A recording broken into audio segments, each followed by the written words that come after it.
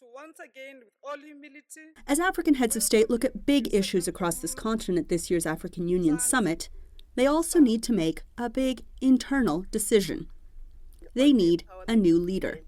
AU Commission Chairwoman Nkosazana Dlamini-Zuma is on borrowed time after heads of state extended her term. The hot issue is electing a new chairperson for the African Union Commission.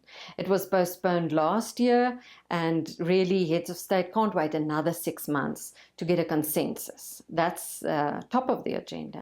Other issues include stopping the ethnic violence in South Sudan and rescuing the country's crumbling peace process.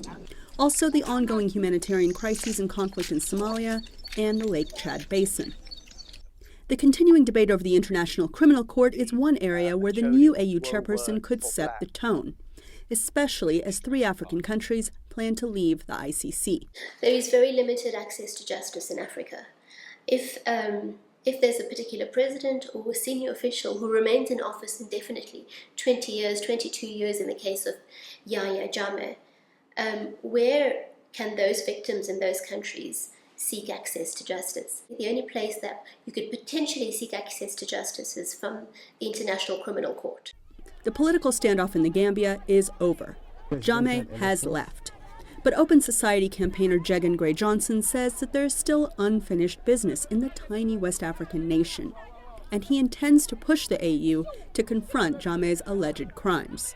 At some point in time, there has to be consequences for such actions and such attempts at entrenching impunity.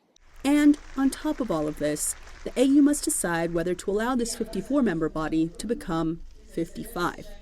Morocco quit in 1984 after the AU recognized the independence of Western Sahara from Morocco. The AU can do with a little help now that Libya, which used to be one of the biggest funders, is no longer supporting the AU. So in many ways, the AU could benefit from Morocco, but there are many countries who strongly feel that the Western Sahara issue is one of occupation. It needs to be independent. It's an ambitious agenda for the 54-year-old organization and its leaders, who have just days to tackle these many issues.